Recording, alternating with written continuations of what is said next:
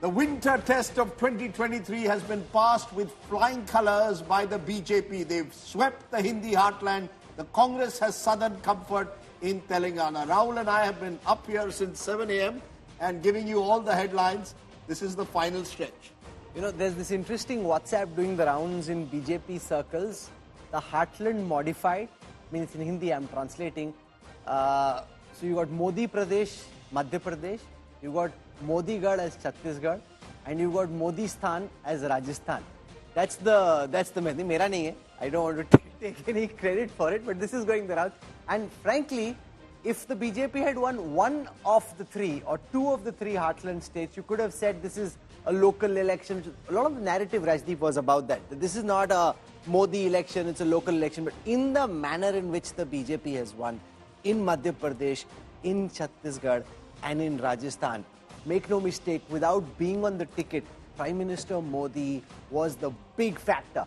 You know, the personal chemistry of Prime Minister Modi with the Indian voter, the arithmetic wizardry of Home Minister Amit Shah equals an unbeatable electoral combination at this moment.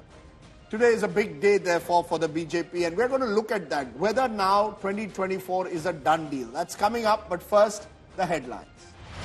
Prime Minister Modi leads the BJP's victory lap on a day when the party sweeps the Hindi heartland with a three-state win. Mr. Modi hits out at the opposition and alliance as dynasty and graph rejected. Virtually signals that the road to 2024 has been paved, claims the Prime Minister. ये जीत खास है. Thumping victory for the BJP in Madhya Pradesh. Shivraj Singh Chauhan beats anti-incumbency once again. BJP clinches 164 seats out of 230. BJP also storms to power in Rajasthan, bags 115 seats against the erstwhile Congress with just 69 seats.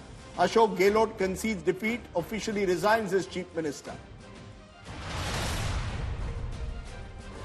BJP pulls off a massive upset in Chhattisgarh, beating all polls which were predicting a Congress win or a Congress edge. BJP wins 54 out of 90 seats. This makes it a clean sweep for the Saffron Party in the Hindi heartland.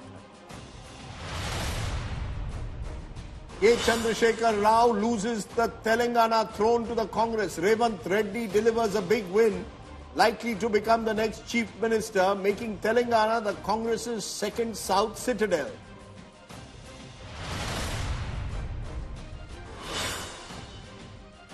The last verdict in this round of polling will be in Mizoram on Monday. India Today's exact polls predict the ruling Mizo National Front may be unseated by the Zoram People's Party.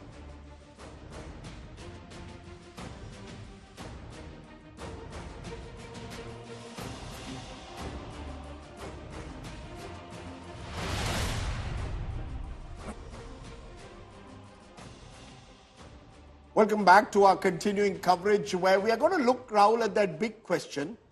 Is 2024 a done deal? Has today set the tone for what happens in 2024? But in case you've missed a large part of our coverage, which if you're watching at this time and you're addicted to elections, you're very unlikely to have. But let me take you through all that happens. We want to show you some reports we put together through the day, which really condense and bring together all that's happened on this busy, frenetic, counting Super Sunday.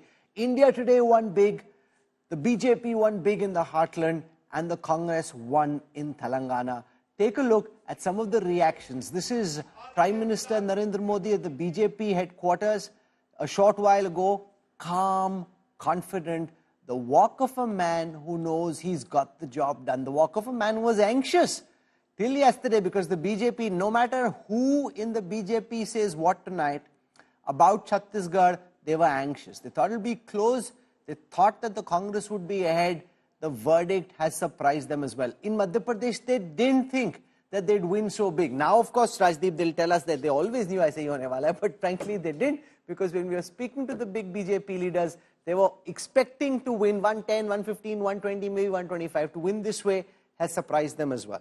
That's right. Let's listen in first then to Prime Minister Modi as he addressed the BJP Karyakartas and, dare I say, the voting public. मैं इस मंच से सभी मतदाताओं को आदर पूर्वक नमन करता हूं। मध्य प्रदेश, राजस्थान और छत्तीसगढ़ के लोगों ने भाजपा पर भरपूर स्नेह दिखाया है। तेलंगाना में भी बीजेपी के प्रति समर्थन लगातार बढ़ रहा है। आज की इस हैट्रिक ने 24 की हैट्रिक की गारंटी दे दी है।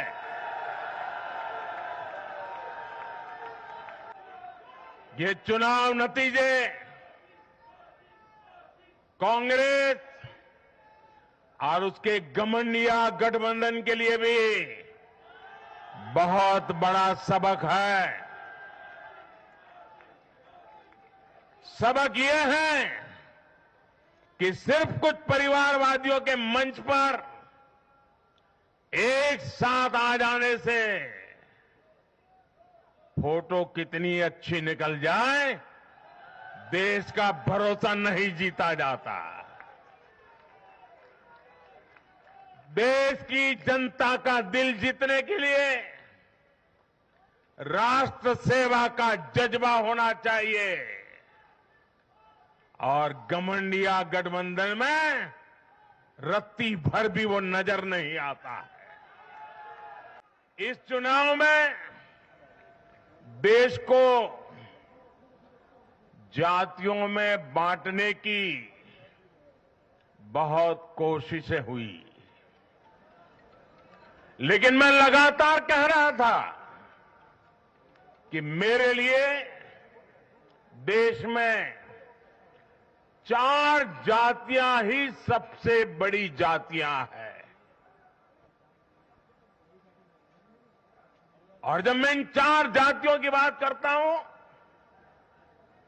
हमारी नारी शक्ति, हमारी युवा शक्ति, हमारे किसान और हमारे गरीब परिवार, इन 4 जातियों को सशक्त करने से ही देश सशक्त होने वाला है। आज बड़ी संख्या में हमारे ओबीसी साथी इसी वर्ग से आते हैं। आज बड़ी संख्या में हमारे आदिवासी साथी इसी वर्ग में आते हैं। और इन चुनावों में इन 4 जातियों ने भाजपा की योजनाओं और भाजपा के रोड मैप को लेकर बहुत उत्साह दिखाया है। आज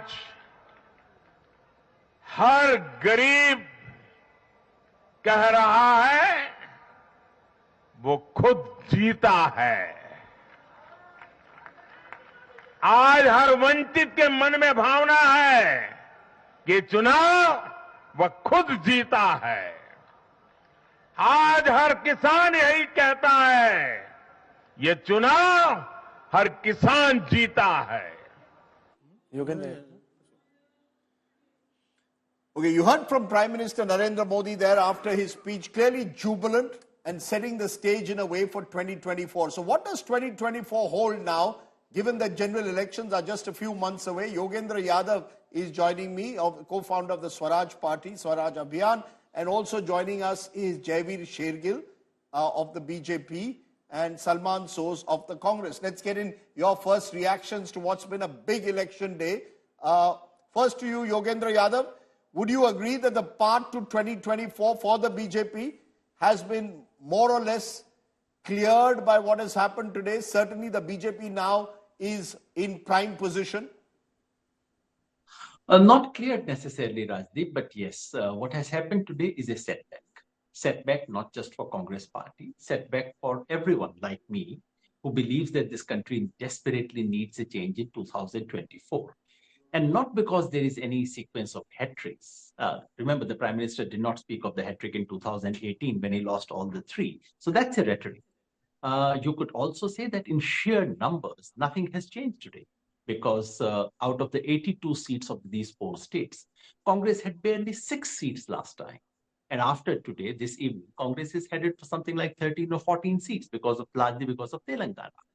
But Telangana victory cannot offset the setback.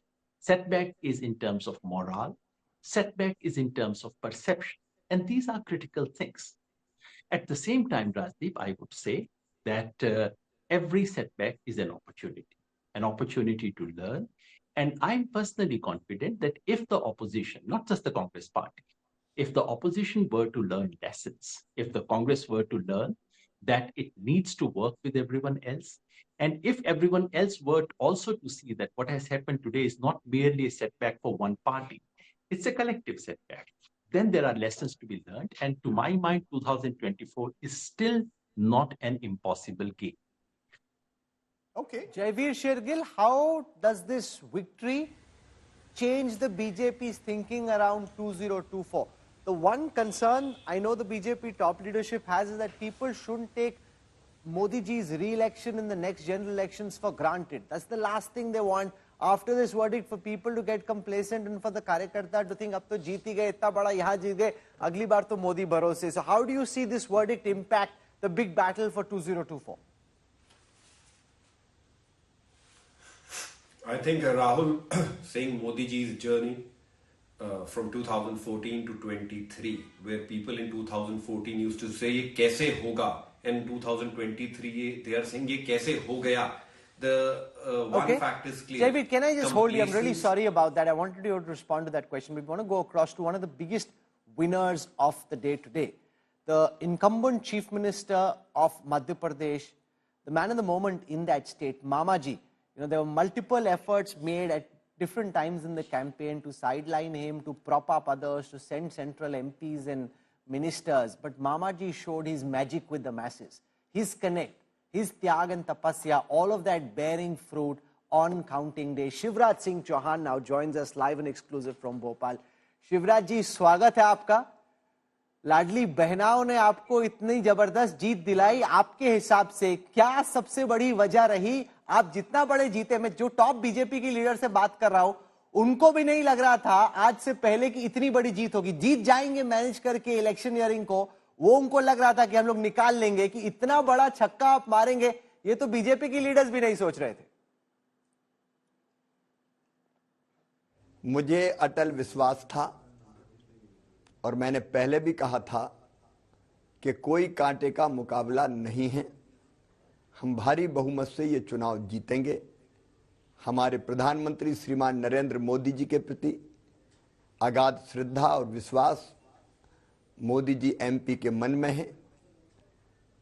उनका मध्य प्रदेश के विकास के लिए जो प्रयत्न है, कमिटमेंट है, डबल इंजन की सरकार के काम और समाज के हर एक वर्ग के कल्याण के काम पिछले 20 वर्षों में हुए हैं. एक तरफ अगर आप कहें तो केवल लाडली बहना नहीं है, पहले लाडली लक्ष्मी, फिर कन्या विवाह, फिर 50% रिजर्वेशन स्थानीय निकाय के चुनाव में, फिर 35% गवर्नमेंट सर्विसेज में बहनों को रिजर्वेशन देने वाला राज्य है मध्य प्रदेश. पुलिस की भर्ती में भी हमने तय किया 35% रिजर्वेशन अपनी बेटियों को देंगे, अपनी बहनों को देंगे. संबल जैसी योजना, फिर प्रॉपर्टी अगर बहनों के नाम से खरीदें तो स्टाम्प शुल्क की कमी ताकि संपत्ति उनके नाम पे आए. आहार अनुदान जैसी योजनाएं, उनकी एक अगली कड़ी थी लाडली बहना. विश्वास का पुल पहले से तैयार था. अनेकों काम हमने पहले से महिला सशक्तिकरण के किए थे. उसके आगे का काम था लाडली बहना. बहनों ने हृदय से ये स्वीकार किया कि भारतीय जनता पार्टी की सरकार ने हमारे कल्याण के काम किए हैं, सही अर्थों में महिला सशक्तिकरण किया है, और इसलिए वो हमारे ऊपर आशीर्वाद की वर्षा कर रही थी और वो वर्षा वोटों के रूप में भी प्रकट हुई है. शिवराज जी, बहुत बहुत बधाई. जब एग्जिट पोल भी आया था 2 दिन पहले, आपने ये शब्द इस्तेमाल किया था, भरोसा और विश्वास. आप महिलाओं को बहुत क्रेडिट दे रहे हैं, बहनों को क्रेडिट दे रहे हैं। कमलनाथ जी ने भी कहा था मैं 1500 रुपए दूंगा प्रति माह महिलाओं को। आपने कहा पहले 1000, फिर 1250, अब आप कह रहे हैं 3000 देंगे। क्या कहीं ना कहीं ये महिला फैक्टर जो था इस चुनाव का आप समझते हैं सबसे बड़ा फैक्टर है कि आप जीते? क्योंकि इतनी बड़ी जीत केवल महिलाओं के जरिए नहीं हो सकती, और कुछ कारण भी होगा। देखिए, आपने बिल्कुल सही कहा। जो 20 सालों में मध्य प्रदेश का विकास हुआ है, मध्य प्रदेश में क्या था? ये कमलनाथ जी बात करते हैं, दिग्विजय सिंह जी बात करते हैं, या सड़कों के नाम पे गड्ढे हुआ करते थे, यहाँ 2-2 घंटे बिजली आती थी, या सिंचाई के और पीने के पानी की व्यवस्था नहीं थी, या शिक्षा के लिए अच्छे स्कूल नहीं थे। हमने 5 लाख किलोमीटर सड़कों का जाल बिछाया। सिंचाई का जो रकबा था 7 लाख हेक्टेयर से बढ़ा के हम 47 लाख हेक्टेयर तक ले गए, और कई नई सिंचाई की योजनाओं पे काम हो रहा है। 67 लाख घरों में टैप वाटर, नल से पीने का पानी दिया। Shivraj school, global skill park, floating solar power plant, metro rail, निवेश लाना, हमने कोई उपाय नहीं छोड़े। तो ये बात सही है कि समाज के हर वर्ग ने वोट किया। भांजे भांजियों ने बहुत वोट दिए हैं। आप यूथ को देख लीजिए, सबसे ज्यादा वोट उन्होंने हमको किया है, क्योंकि हमने उनकी शिक्षा दीक्षा की, पढ़ाई की, अनेकों योजनाएं हमने बनाई। पर फिर Shivraj ji, medical engineering college की फीस भी हम भरते थे। नहीं, पर फिर 2 महीने पहले क्यों ये प्रचार था कि थकावट हो गई है, एंटी इनकम्बेंसी है? आपके पोस्टर जो मैंने 2018 में बड़े बड़े देखे थे, इस बार उस तरह के पोस्टर नहीं थे। यहां दिल्ली में चर्चा थी क्या शिवराज सिंह चौहान को किनारे करके किसी और को प्रोजेक्ट किया जाएगा? 2 महीने पहले ऐसी चर्चा थी, आज आप मैन ऑफ द मैच बने हैं। कांग्रेस ने ये प्रचार किया था कि एंटी इनकम्बेंसी है। एंटी इनकम्बेंसी नहीं थी, प्रो इनकम्बेंसी थी। पूरा मध्य प्रदेश हमारा परिवार है, और परिवार की तरह हमको प्यार मिलता है। और श्रीमान नरेंद्र मोदी जी के प्रति जो विश्वास है, उसका प्रकटीकरण चुनाव में हुआ है। तो कुल मिला के डबल इंजन की सरकार के काम, हमने प्रधानमंत्री आवास योजना हो, चाहे प्रधानमंत्री किसान सम्मान निधि हो। श्रीमान कमलनाथ जी ने प्रधानमंत्री किसान सम्मान निधि में नाम ही नहीं भेजे थे किसानों के, जब उनकी सरकार थी केंद्र सरकार को, तो वो पैसे से वंचित हो गए थे। हमने उन सब योजनाओं को भी ढंग से इंप्लीमेंट करने का काम किया। आयुष्मान भारत योजना के अंतर्गत आयुष्मान कार्ड अगर सबसे ज्यादा बने तो वो मध्य प्रदेश की धरती पर बने। आइडियली इंप्लीमेंट किया हमने केंद्र सरकार की योजनाओं को भी। कई योजनाओं में हम नंबर 1 रहे हैं, और इसलिए जो सब काम है उस सब काम का असर है। ये बात अलग है कि सबसे ज्यादा वोट लाडली बहनाओं ने दिए, लेकिन समाज के हर वर्ग के वोट हमें प्राप्त हुए हैं। शिवराज जी, एक तरीके से नतीजा होता है एक नेता का रिपोर्ट कार्ड। तो दिन के आखिर में जो आपका रिपोर्ट कार्ड मध्य प्रदेश की जनता ने दिया, वो मैं अपने इलेक्शन इंटेलिजेंस डैशबोर्ड पे दर्शकों को दिखाना चाहता हूं। अगर हम स्ट्राइक रेट लेते हैं मध्य प्रदेश में 230 सीटों पर भाजपा का स्ट्राइक रेट रहा 71%, कांग्रेस का स्ट्राइक रेट रहा, और याद रखिएगा कि 4 टर्म से वहां पे बीजेपी रही है, कांग्रेस का स्ट्राइक रेट रहा केवल 28%। और इसी तरीके से अगर हम वोट्स की बात करें और आप 5 चुनावों का इतिहास देखते हैं, तो बीजेपी का इस दफा जो वोट शेयर है उतना कभी भी नहीं रहा है पिछले 20 सालों में। 43% तक गया है, 45% गया 2013 में। आपने तो एक तरीके से मध्य प्रदेश का चुनावी इतिहास बदला है। क्या आपको लगता है कि जैसे गुजरात एक तरीके से बीजेपी के लिए डोमिनेंट पार्टी स्टेट बन गया कि वहीं पे हराना बीजेपी को बहुत मुश्किल है, इस तरह के नतीजे के बाद मध्य प्रदेश में भी बीजेपी को हरा पाना काफी मुश्किल हो जाएगा आने वाले चुनावों में कांग्रेस के लिए? निश्चित तौर पर भारतीय जनता पार्टी के पास देवतुल्य कार्यकर्ता है। हमारी विचारधारा, एक वैभवशाली, गौरवशाली, संपन्न, समृद्ध भारत के निर्माण का हमारा संकल्प, और जन कल्याण के हमारे काम, विकास के हमारे काम भारतीय जनता पार्टी को कभी भी मध्य प्रदेश में हारने नहीं देंगे। हम लगातार मजबूत होते चले जा रहे हैं, और मध्य प्रदेश एक मजबूत गढ़ के रूप में, भारतीय जनता पार्टी के गढ़ के रूप में उभरा है। बट शिवराज जी, क्या आप ही मुख्यमंत्री बनेंगे? क्या ये तय है 5वीं बार? मुझे लगता है कोई और भाजपा का या किसी भी पार्टी का 5 बार इस तरह से किसी भी राज्य का, एक नीतीश कुमार जी हैं जो मुख्यमंत्री बने हैं, एक केवल छोटा सा गैप था 18 महीनों से, नहीं तो लगातार 2005 से आप मुख्यमंत्री रहे। क्या आप ही रहेंगे या कोई और रहेगा? क्या आप किस तरह से अपनी अब राजनीतिक जर्नी देखते हैं? देखिए, मेरे लिए राजनीति जर्नी नहीं है, समाज सेवा और अपने देश को आगे ले जाने का एक माध्यम है। हम भारतीय जनता पार्टी में इसलिए काम करते हैं कि भारतीय जनता पार्टी के माध्यम से हम अपने देश को आगे बढ़ा पाएं और अपने जनता की, अपने प्रदेश के विकास के लिए भी काम करें और अपनी जनता की बेहतर सेवा करें। अगर मैं और गहराई से कहूं तो वैभवशाली, गौरवशाली, संपन्न, समृद्ध और शक्तिशाली भारत के निर्माण का एक हमारा मिशन है और उस मिशन को पूरा करने के लिए भारतीय जनता पार्टी का कार्यकर्ता अलग अलग काम जो उसको दिया जाता है वो करता है। मैं बहुत विनम्रता के साथ ये कहना चाहता हूं कि हम ऐसे कार्यकर्ता हैं कि इस मिशन की पूर्ति के लिए हमको जो काम दिया जाता है उस काम को करने में हम अपने जीवन को धन्य महसूस करते हैं। आप क्या चाहेंगे? मैं सेम सवाल अलग तरीके से पूछता हूं। आगे भी मैं कुछ लोग हैं जैसे कहते हैं कि अगर आप कृषि मंत्री बन के दिल्ली आ जाएं तो अच्छा होगा, आपको एग्रीकल्चर का अच्छा तजुर्बा है, आप बहुत अच्छे कृषि मंत्री बनेंगे। कुछ लोग कहते हैं कि शिवराज जी जो कर सकते थे मध्य प्रदेश में कर चुके हैं, अगर आपको दोबारा मौका मिलता है इस दफा बतौर चीफ मिनिस्टर, मध्य प्रदेश की जनता, देश की जनता 5वीं दफा आपसे क्या एक्सपेक्ट करे? क्या आपके इंजन में उतना ईंधन है कि मध्य प्रदेश को आप और विकास, नया कुछ दे पाए, या आपको लगता है कि सेंटर में आपके लिए एक नई पारी शायद बेहतर होगी? आप क्या चाहते हैं? पहली चीज मैं ये कहूं कि हमारे बारे में कोई भी फैसला हम नहीं करते, पार्टी करती है, हमारा मिशन करता है। हमें जो काम दिया जाता है, हमारा कोशिश ये हमारी रहती है कि हम पूरी प्रामाणिकता, मेहनत और ईमानदारी के साथ अपने आप को झोंक के उस काम को पूरा करें। इसके अलावा हम ना दाएं देखते हैं ना बाएं देखते हैं। दिए गए काम को बेहतर तरीके से संपन्न करना जिद, जुनून और जज्बे के साथ, ये हमारा काम है, वो हम करेंगे।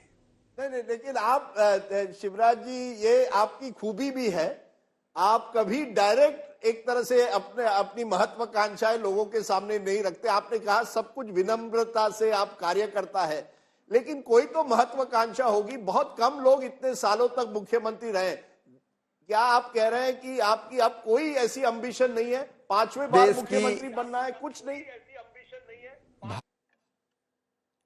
भारतीय जनता पार्टी के माध्यम से अपने प्रदेश की, देश की जनता की बेहतर सेवा करें। जितनी सांसें भगवान ने दी है वो जनता की और देश की सेवा में लग जाए और मानव जीवन सफल और सार्थक कर पाएं। हम इतने छोटे नहीं हो सकते कि अपने बारे में विचार करते रहें कि मैं कहाँ रहूँगा, मेरा क्या होगा। हम ये कतई नहीं सोचेंगे।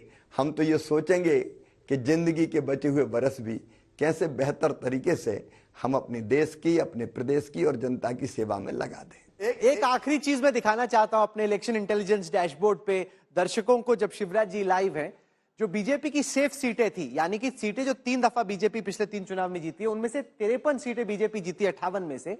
जो 82 रिलेटिवली सेफ सीट थी, यानी सीटें जो 2 बार जीती पिछले 3 चुनाव में, उनमें से 59 सीटें बीजेपी जीती। जो कमजोर सीटें थी, वीक सीट्स, यानी कि एक बार जीती पार्टी पिछले 3 चुनाव में, उनमें 48 आउट ऑफ 79, और जो वेरी वीक सीट्स थी, सीट्स जो कि बीजेपी कभी पिछले 3 चुनाव में भी नहीं जीती, उनमें भी बीजेपी 5-4 निकाल के ले गई। तो कहीं ना कहीं शिवराज जी, अगर आपका कोई भी विरोधी ये सोचता है कि मामा जी का जो कनेक्ट है वो खत्म हो गया या लोग बोर हो गए या उबासी आ गई, मुझे लगता है कि मध्य प्रदेश की जनता ने एक बहुत बड़ा वर्डिक्ट दिया है इस पर। आपके साथ गृह मंत्री अमित शाह भी काफी लगे हुए थे, उनके योगदान को आप कैसे देखते हैं? क्योंकि आप प्रचार कर रहे थे और कहीं ना कहीं प्रचार के अलावा वो माइक्रो मैनेजमेंट में भी आपकी मदद कर रहे थे इस मुश्किल चुनाव में। एक बात तो मैं ये कहूं कि जब तक मेरी सांस रहेगी, कनेक्ट कभी खत्म नहीं होगा। कनेक्ट का संबंध पद के साथ कतई नहीं है। कनेक्ट तो हृदय से होता है, अंतरात्मा से होता है। मैं अपनी जनता को ही अपना भगवान मान के उनकी सेवा करता हूं।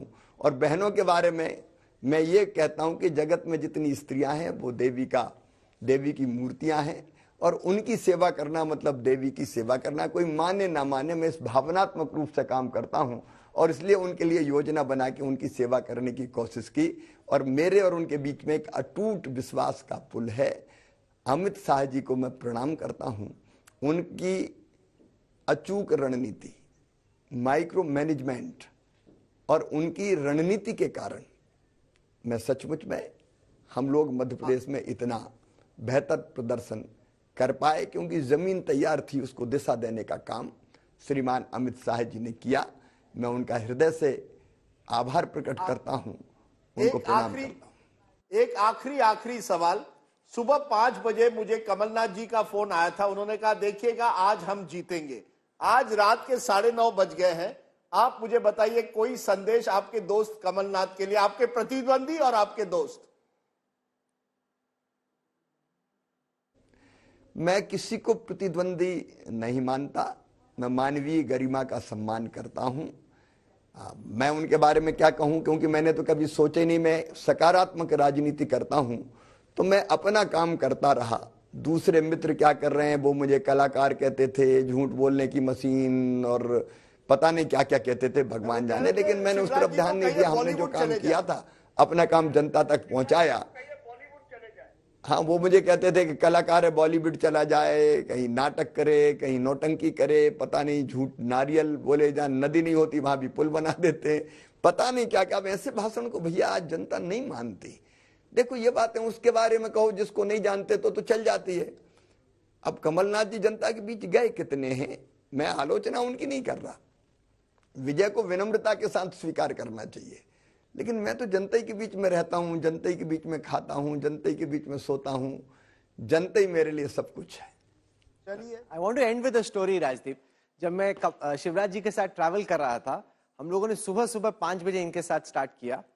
We went to Ujjain, Indore. We came back from Indore to Bhopal. रात को करीब मुझे नहीं मालूम शिवराज जी आपको याद है कि नहीं, करीब 12:30 हम लोग वहां से वापस चले इंदौर से, और इतना थक गया था मैं कि वहां सो गया। जब मैं बीच में फ्लाइट के उठा, मेरी आंख खुली तो मैं देखा कि शिवराज जी वहां पे फाइल में काम कर रहे थे। मतलब वो फुली एनर्जेटिक थे, फाइल में काम कर रहे थे। मैंने देखा, मैंने अरे चीफ मिनिस्टर अभी भी काम करे, पर मेरे को बहुत नींद आ रही थी, मैं फिर से सो गया। जब हम लोग उतरे तो he had somebody waiting for him, his staff to have a meeting with, जिनसे उन्होंने मुलाकात की। और फिर उन्होंने बोला उनका अगला दिन सुबह फिर से 4 बजे उनको निकलना था, 5 बजे उनकी फ्लाइट थी। मैंने बोला बाप रे बाप, आप इतनी मेहनत और इतना काम कैसे करते? And he does it again and again and again and again, day after day.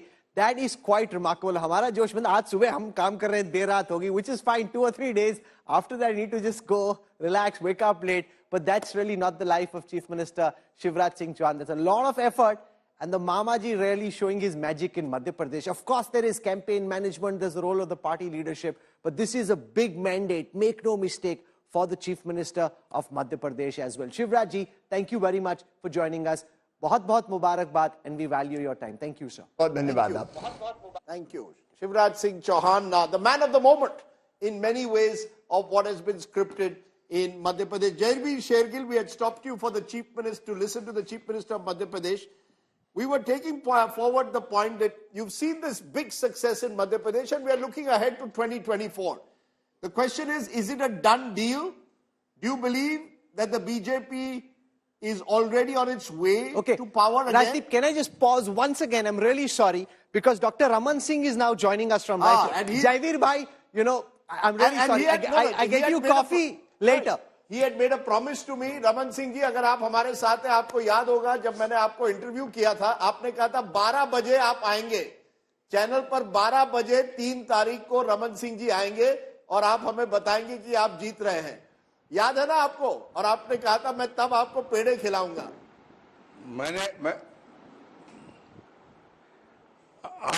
आपको मैं 12 बजे के लिए कहा था और मैं वेट कर रहा था कि आप आए, 12 बजे आपसे बात हो। पेड़े भी तैयार रखा था मैंने, क्योंकि 12 बजे तक रुझान दिखने लगा था और वो रुझान साफ बीजेपी के पक्ष में दिख रहा था। तो आपसे जो वादा किया था वो वादा पूरा हुआ। भारत नहीं, वो 12 बजे का आपने 9:30 कर दिया। अच्छा, doesn't matter.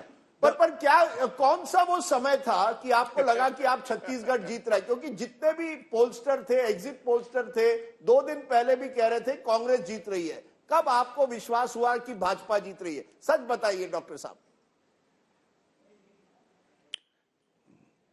नहीं, ये स्पष्ट हो गया था। और खास तौर से मैं आपको बताऊं, एग्जिट पोल के नतीजे जब आने शुरू हुए तो उसमें ये स्पष्ट हो गया कि जिस प्रकार भारतीय जनता पार्टी को 15 सीट से 48 सीट तक ले जाया जा रहा था, कांग्रेस को 68 से घट के 42 सीट में आ रहा था, तो मुझे लग रहा था कि करीब करीब 26 से 28% वोटों का ग्रोथ बीजेपी के पक्ष में है और एक प्रकार से अंडर करंट था और उसका असर दिखा। ओके, ये सिलेक्शन इंटेलिजेंस डैशबोर्ड पे मैं दर्शकों को, रमन सिंह जी, एक तरीके से दिखाना चाहता हूं कि ट्रैक रिकॉर्ड क्या है। अगर आप देखते हैं बीते चुनावों में भाजपा का जो परफॉर्मेंस रहा, it's been better than any result the BJP has had since the state was formed. 2023 54 seats. आज सुबह भी बीजेपी की जो सीनियर लीडरशिप, उसको लग रहा था कि कांटे की टक्कर होगी, हम एंड में निकाल लेंगे, लेकिन आपने न केवल जीत दर्ज की बल्कि कांग्रेस को ध्वस्त कर दिया। बघेल साहब को लग रहा था कि वो बड़ा जीतने वाले हैं, अब बड़ा तो आप लोग जीत गए। आपको लगता है कि इतनी बड़ी जीत की शायद एक्सपेक्टेशन बीजेपी में बहुत कम लोगों को थी? जो नतीजा आया है 46.3% वोट और ये 47 तक जा रहा है अभी टेबलेशन के बाद, तो ये पहली बार छत्तीसगढ़ के निर्माण के बाद हुआ है कि इतना वोट का परसेंटेज बीजेपी के पक्ष में गया है। और ये कहीं न कहीं वेव था और इस वेव के पीछे भारतीय जनता पार्टी की घोषणा पत्र और मोदी जी की गारंटी, जो उन्होंने सभाओं में स्पष्ट रूप से कहा कि भारतीय जनता पार्टी सत्ता में आने के बाद महिलाओं के लिए, युवकों के लिए कार्य योजना का क्रियान्वयन करेगी। और ये महतारी वंदन योजना की जो शुरुआत हुई उसका बड़ा असर हुआ। किसानों को धान खरीदी के लिए जो हमने वादा किया 3100 रुपया में धान खरीदी की बात हमने की, 2 साल का बोनस देने का बात किया। जिस प्रकार से मोदी गारंटी चली है उसका असर छत्तीसगढ़ के पूरे चुनाव में देखने को मिला। और भूपेश बघेल के 5 साल का जिस प्रकार की सरकार भूपेश बघेल ने चलाया है, जो भय, आतंक और जिस प्रकार से भ्रष्टाचार हुआ है, ये छत्तीसगढ़ की जनता इसको बर्दाश्त नहीं करती। शराब घोटाला, कोयला घोटाला के साथ साथ लगातार यह पीएससी में घोटाला करके युवकों के साथ जिस प्रकार के व्यवहार हुआ है, इसका आक्रोश पूरे छत्तीसगढ़ में महिलाओं और युवकों में काफी जबरदस्त था और वो चुनाव के वोट में बदलता हुआ दिखाई दिया। और वो आक्रोश आज छत्तीसगढ़ में पूर्ण बहुमत के साथ भारतीय जनता पार्टी की सरकार बनी। बट डॉक्टर रमन सिंह, ये बताइए, आप कह रहे हैं मोदी जी की गारंटी, अब कई लोग कहेंगे ये रेवड़ी थी। आप लोगों ने भी इतने वादे किए हैं, छत्तीसगढ़ की जो संपत्ति है उसमें किस तरह से ये वादे आप निभा पाएंगे? आपने जो किसानों के लिए वादे किए हैं, महिलाओं के लिए किए हैं, युवाओं के लिए अनएम्प्लॉयमेंट अलाउंस की बात की है, ये पैसे कहां से आएंगे? क्या ये भी रेवड़ी था कहीं ना कहीं? क्या आपने वोटरों को लुभाने के लिए ये वादे किए?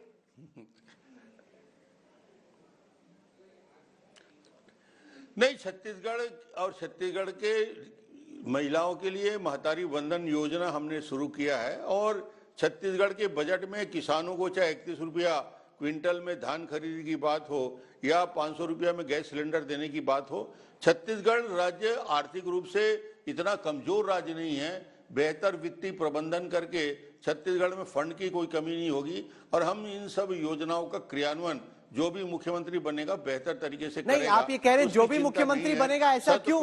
आप चीफ मिनिस्टर रह चुके इतनी दफा छत्तीसगढ़ के, आपको लगता है कि एक बार फिर से चावल वाले बाबा को मौका मिलना चाहिए मुख्यमंत्री बनने का, या आपको लगता है कि जनरेशनल शिफ्ट का वक्त आ गया? नहीं, ये विधायक दल की हमारी बैठक होती है छत्तीसगढ़ में और देश में परंपरा है भारतीय जनता पार्टी में। विधायक, चुने हुए विधायकों की बैठक होती है, पर्यवेक्षक आते हैं और विधायकों की राय के आधार पर दल का नेता का चयन होता है और उस आधार पर मुख्यमंत्री का चयन हो जाता है। एक सामान्य सी प्रक्रिया है जो हम करते हैं। पर हमारे पोस्ट पोल सर्वे में तो डॉक्टर रमन सिंह आप ही सबसे आगे हैं। बीजेपी की लीडर्स की कैटेगरी में जब पूछा गया कि चीफ मिनिस्टर कौन होना चाहिए, India Today, Axis My India के पोस्ट पोल स्टडी में सबसे पहला नाम आपका था। नहीं, अच्छी बात है, नाम यदि है और विधायकों का समर्थन होगा और केंद्रीय नेतृत्व की बात होगी तो जो भी निर्णय हमारे विधायक दल करेंगे मैं उसको मानने के लिए तैयार रहूंगा। कोई मेरा आग्रह या कोई मेरा दावा इस प्रकार का नहीं है। क्योंकि जैसे राहुल ने मुख्यमंत्री की बात की, मुस्कुराहट तो आई आपके चेहरे पर। आप क्या लाजमी भी है राजदीप? नहीं, लाजमी है, 3 बार मुख्यमंत्री रहे। रमन सिंह जी, आप डिनाई नहीं कर सकते। क्या आप समझते हैं कि आप ही फ्रंट रनर है या किसी ओबीसी को बनाना इस बार, या ट्राइबल की बात चल रही है? क्या वो फैक्टर रहेगा इस बार बीजेपी के लिए? क्या जनरेशनल चेंज होगा? नहीं, ये सारी बातें जो आप मेरे सामने रख रहे हैं, निश्चित बात है चर्चा और बातचीत होगी। अभी तो विधायक जीत के आए हैं, अभी छत्तीसगढ़ रायपुर में आएंगे, उनसे बात होगी। विधायकों का भी राय और मशवरा हम लेते हैं, बातचीत करते हैं और उनके राय और निर्णय के बाद ही आगे बढ़ेंगे। और केंद्रीय पर्यवेक्षक आएंगे, पर्यवेक्षक इन सारी बातों को करेंगे। जो भी निर्णय होगा, मैं 3 बार मुख्यमंत्री रह चुका हूं, जो भी हमारे विधायक दल में तय होगा उसका क्रियान्वयन हम लोग करेंगे। कोई बहुत दावेदारी करने वाली बात डॉक्टर रमन के लिए नहीं है। अगर इसको क्रिकेट से तुलना की जाए, क्या आपको लगता है कि छत्तीसगढ़ का मैच बीजेपी के लिए एक तरीके से कांग्रेस का जीता हुआ मैच एकदम छीनने वाली बात है, snatching victory from the jaws of defeat? क्योंकि बहुत हद तक बीजेपी के इंटरनल सर्वे भी बता रहे थे कि कांग्रेस छत्तीसगढ़ में आगे है। आखिर में कैंपेन के दौरान आप लोगों ने ऐसा जादू किया कि न केवल जीते, आपने कांग्रेस को छत्तीसगढ़ में भी ध्वस्त कर दिया। नहीं, उसका कारण यही है, जो छत्तीसगढ़ के लोग हैं, छत्तीसगढ़ का स्वभाव है, वो इस प्रकार के भ्रष्टाचार के विरोधी हैं। इस प्रकार के आतंक और भय का वातावरण भूपेश बघेल ने बनाया। लोगों के मन में भूपेश के चेहरे को बदलने के लिए पूरे छत्तीसगढ़ में आम सहमति बन गई और छत्तीसगढ़ में बस्तर से सरगुजा तक जो ये मतदान हुआ है भूपेश के विरोध में हुआ है, उनकी योजनाओं के विरोध में हुआ है। उनके सारे मंत्री हार गए, भूपेश बाल बाल बच गए। नहीं, पर सर जब कांग्रेस के लीडर से बात की जाए, खासतौर से भूपेश बघेल से, जब हम लोग कैंपेन के दौरान छत्तीसगढ़ में मिले, उन्होंने कहा कि जब रमन सिंह चीफ मिनिस्टर थे तो उन्होंने जो छत्तीसगढ़ियावाद है, जो सब रीजनलिज्म है, उसको कभी बढ़ावा नहीं दिया। रमन सिंह ने कहा कि मैंने त्योहार करके, पर्व करके, जो ट्राइबल कल्चर है, हमारा लोकल कल्चर है, उसको इनकरेज किया। जबकि रमन सिंह जब मुख्यमंत्री थे, छत्तीसगढ़ियावाद को कभी आपने तवज्जो नहीं दी। इस पे आप कैसे रिस्पॉन्ड करते हैं सर? बस्तर और सरगुजा चुनाव के रिजल्ट आप देख लीजिए। बस्तर में सरगुजा में पूरी तरीके से कांग्रेस साफ, बस्तर में भी कांग्रेस पूरी तरीके से हार गई। बस्तर और सरगुजा यानी ट्राइबल एरिया जो 32% पॉपुलेशन है, उसकी उपेक्षा भूपेश बघेल ने की।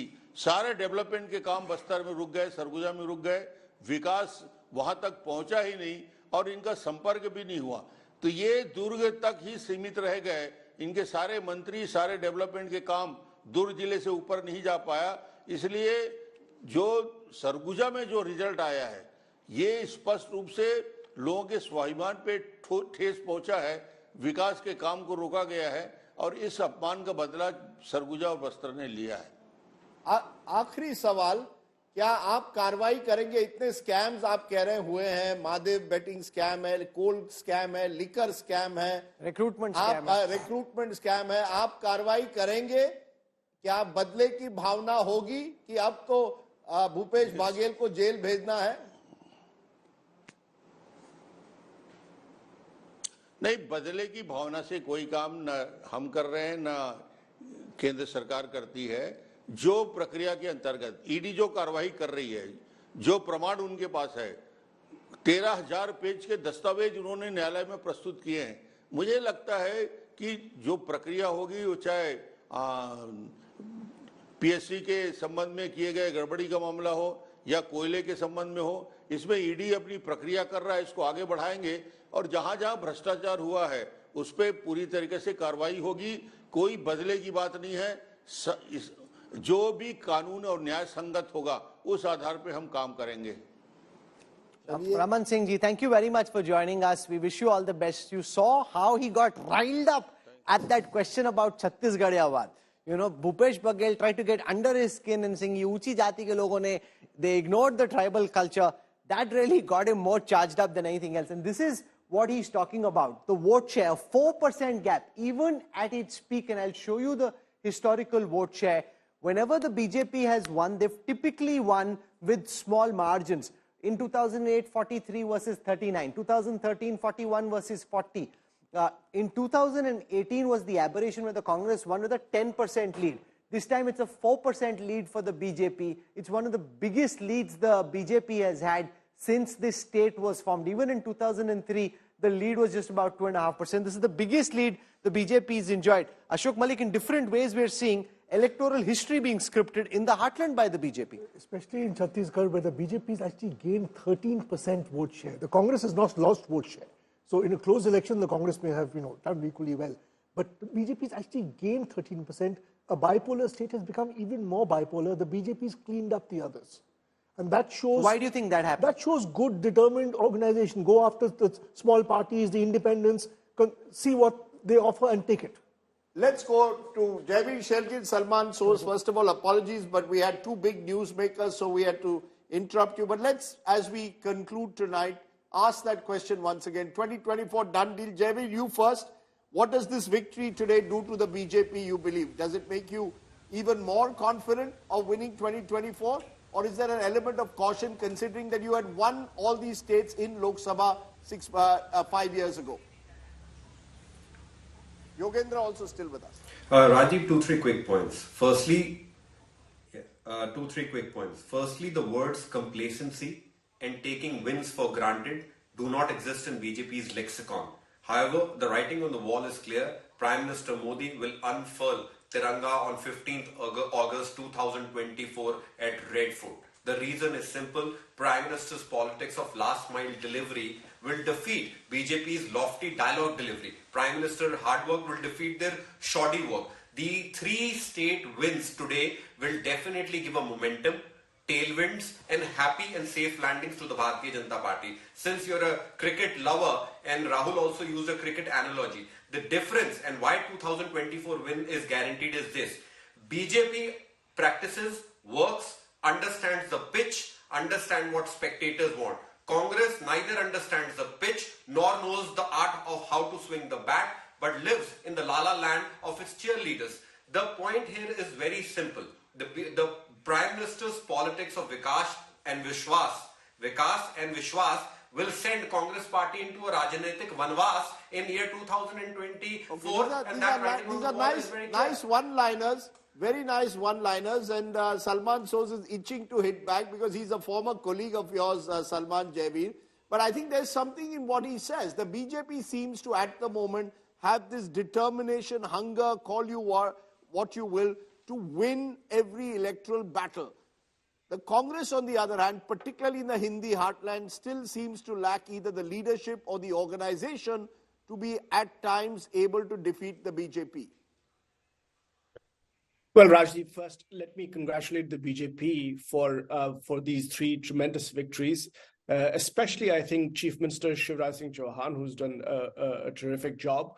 And it is, frankly, very disappointing for us. We did not expect this result in Chhattisgarh and in Madhya Pradesh, and I think many people did not expect this result.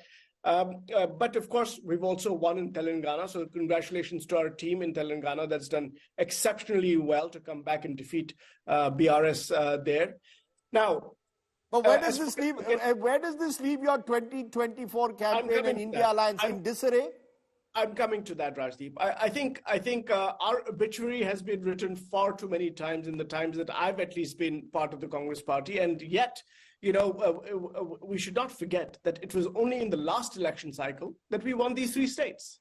Okay. And we lost Telangana at that time. Now we have won Telangana. So I think, Javier, of course, right now, Prime Minister Modi and the BJP are on a high because they feel that they have a guarantee of victory in 2024. I would say that BJP is beatable. BJP is beatable. I think if you think about just Rajasthan for a moment, just Rajasthan, this election, despite this whole pendulum kind of issue, BJP, Congress, our party put up a very spirited fight. I'm telling you, Rajdeep, I've seen my party colleagues, from leaders to workers. I think there's a lot of determination to fight and fight hard for this country.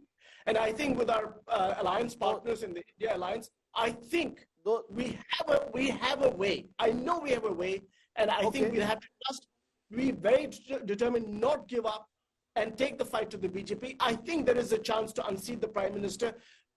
It is possible, Rajdeep, that we'll be talking. Mushkil hai, to use the Don.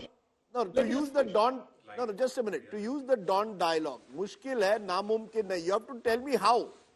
It's all very well to say it's there. Give me one. What is it that can be done between now and June for your party?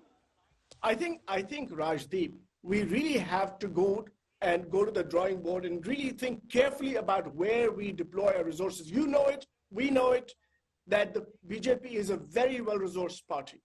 We know the entire opposition cannot match the BJP's resources. What we have to do is we have to deploy them very carefully in places where we have the best chance to unseat them, and that is the fight we have to fight. I think that is the fight we will fight.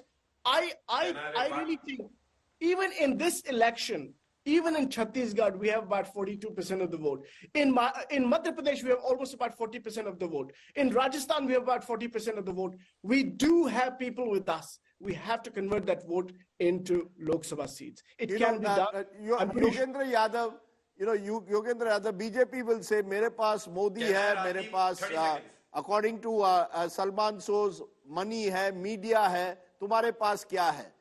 How do you respond? Do you believe that the opposition is in any position to provide, first of all, a narrative to challenge Mr. Modi? It's all very well to talk about money power, media power, resources, as Salman says, but where's the narrative? What's the narrative for the opposition in 2024? Rajdeep, जुमले का जवाब जुमले से देना हो तो मैं कह सकता हूं कि हमारे पास माँ है, इस देश की आत्मा है, कॉन्स्टिट्यूशन है. खैर उसको छोड़ दीजिए, जुमलेबाजी करने हम यहाँ नहीं बैठे हुए हैं. More seriously, I would say that if these three, one of the laziest assumptions in politics is that the party which won the election must have run a great government and those who lost must have run a very poor government. That does not apply to BRS, that does not apply to Congress, that does not apply to BJP. I think there are lessons to be learned. Just as in these three states, I seriously believe that Congress could have won all these three states. So states that could have been won have been lost. Where should we learn? The learning should be from the state which was lost but has been regained. It's an extraordinary story in Telangana which Congress can learn from. Specifically, when Mr. Soos begins that kind of rethinking that he promises.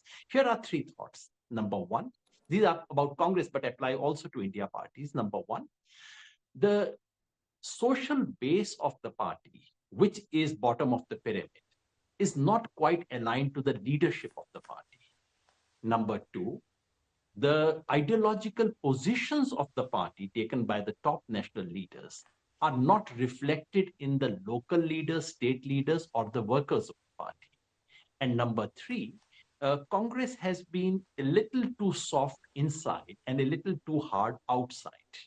It probably needs to reverse it, namely to be harsh inside to MLAs who don't deserve to get another ticket, and maybe a little more open outside to other allies. So when they all how meet is on this the likely, Yogendraji, to impact the BJP side? You've spoken largely about how this impacts the opposition. Given this big victory, relative to what they may have done previously, how does this massive win in the heartland, which is the extent of which is unexpected even within BJP circles, how does that impact the BJP juggernaut? Rahul, I must say one thing and put it almost on record, that the extent of victory honestly defies any explanation. I've been in this business for 30 years and have tried to offer explanations for all kinds of strange elections, for all kinds of unanticipated, counterintuitive results. But from Madhya Pradesh, I really think it defies explanation, be as it may. BJP, this election was not so much about BJP. BJP is a strong party. They already hold 61 out of 65 parliamentary seats. What more can they add? It was about Congress's ability to prove that they can come back, that they can snatch, that Congress's recovery was not limited only to Karnataka or only to Telangana. That's a point it was for Congress to prove. And that's why I spoke mainly of the Congress, because it was for the Congress to make a point, which it did not manage to do today. BJP was strong, has been strong. It is not that Madhya Pradesh has been added to the list of Gujarat and UP. In fact, if you all remember, Madhya Pradesh is the original Jansangh state. In fact, that is where the entire story began. So Madhya Pradesh is very much a strong point of the BJP. And in that sense, nothing dramatic has happened. But BJP's ability to strategize, BJP's ability to act as a team, and BJP's ability to then execute its strategy on the ground is something that the Congress needs to learn from. Jaivir Shergill has his finger up. He wants to make a point and rebut some of what you're saying. We're also running out of time, Jaivir, so go for it. Short point, Rahul. Firstly, the point is hearing my dear friend Salman, but Yogendra ji said in मेरे हमारे साथ माँ है. योगेंद्र जी कांग्रेस के साथ तो ना मतदाता है ना गठबंधन के साथी हैं. Akhilesh Yadav has called Congress party चालू.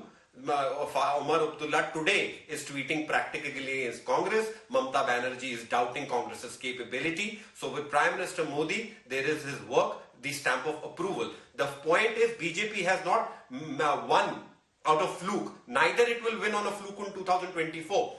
The people of India have given a stamp of approval on Prime Minister's politics of building toilets, expressways, airports, defense exports, and rejected Congress politics of abusing the nation on foreign soil, on praising China, on appeasement of politics of negativity. I heard my friend Salman says, vote share बढ़ गया. मैंने भी ये बहुत dialogue दिए हैं. 43%, 41%. The problem is Congress and especially Mr. Rahul Gandhi has got addicted to kite flying and seeing stars in broad daylight. That is the problem. Today, Prime Minister has given a clear message that it is going to be a hat-trick because the blood and sweat of our Karyakarta transforms into victory. When a friend turns cold, stings the most.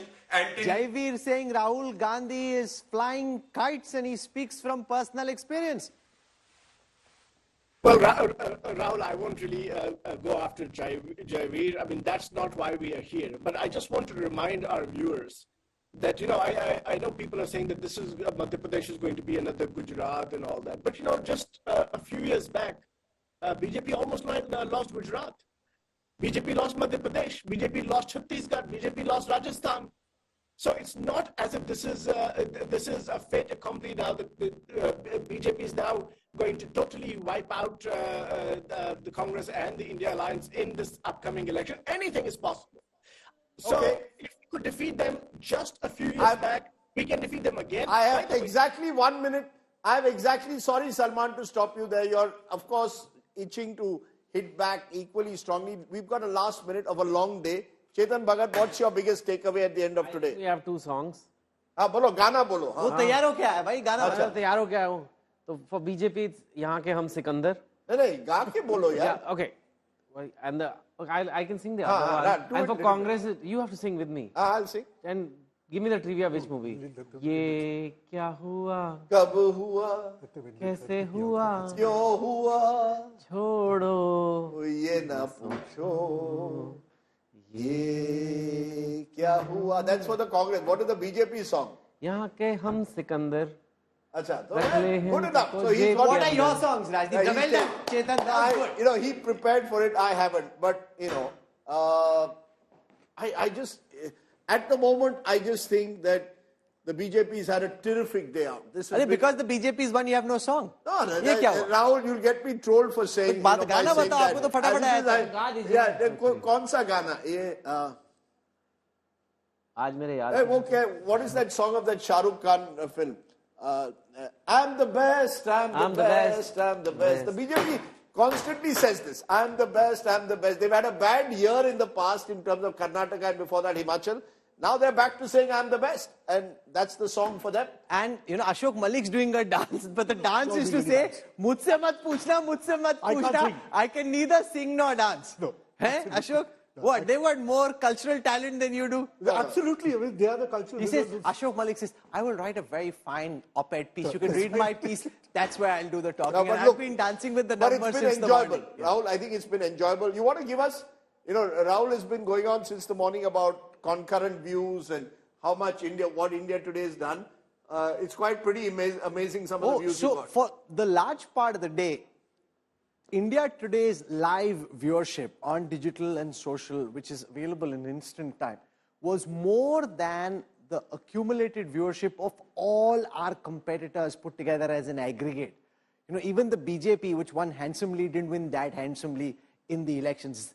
For your trust and for joining us all through the day. Thank you very much. This means the world to all of us at the India Today network, from early in the morning to late at night, from Australia to Africa, the United States, and all across the country.